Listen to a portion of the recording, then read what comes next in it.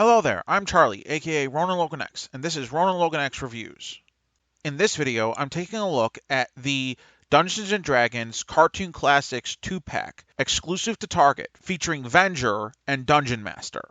Now, as I've stated in my past few videos relating to Dungeons & Dragons, I really love D&D, and I wouldn't have known about any of it if not for the cartoon. So, when I saw these figures announced, I was super looking forward to them. So with that said, let's check them out.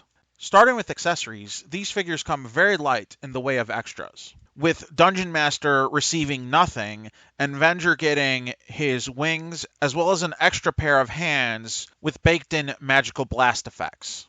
Also included in this package are a pair of dice, one being a big boss monster d20, and the other being a percentile die.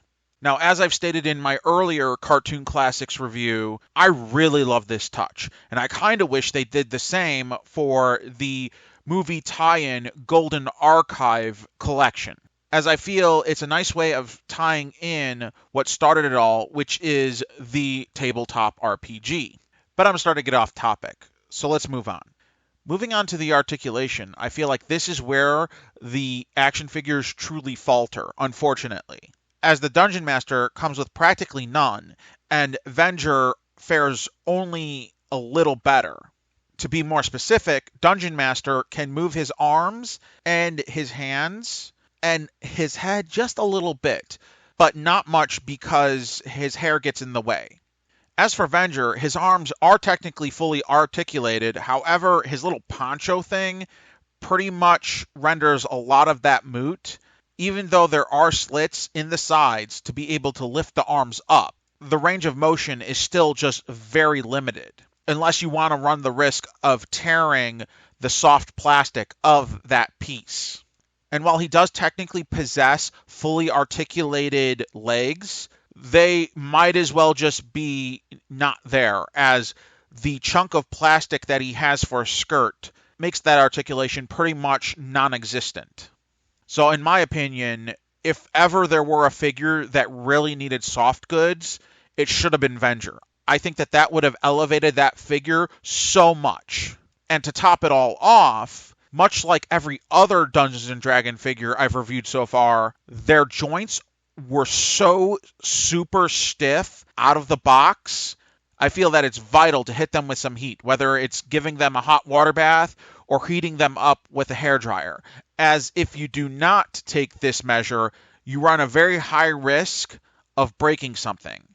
Now, being that these are cartoon-based action figures, there's no real likeness to take a look at, so instead I'm just going to comment on the designs and how true to the cartoon they feel.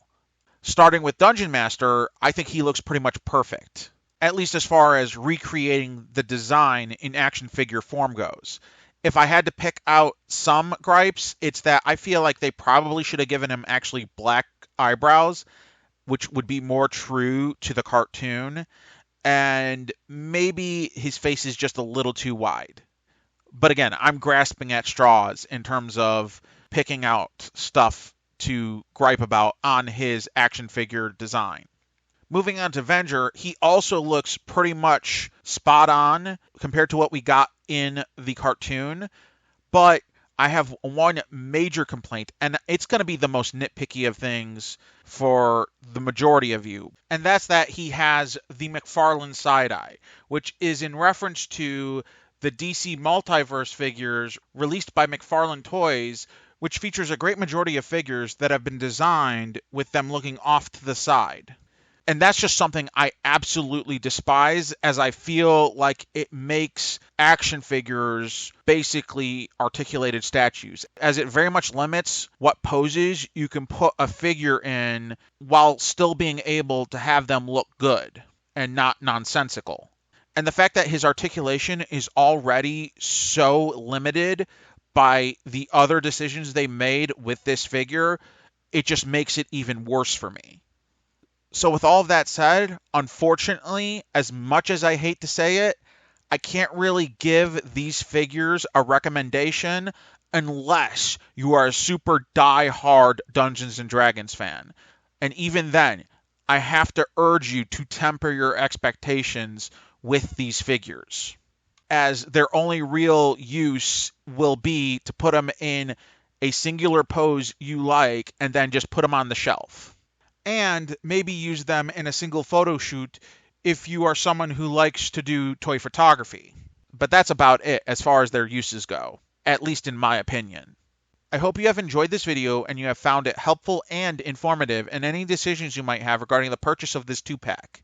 If you have enjoyed this video, please leave a like, please comment, please subscribe, and ring that bell icon if you would like to be notified about any of my future videos. Also, if you might be interested in anything else of mine, you can find me on Instagram at RonanLoganX, where I post toy photography pictures as well as puppy pictures of my pup Ripley. Thank you for watching and have a nice day.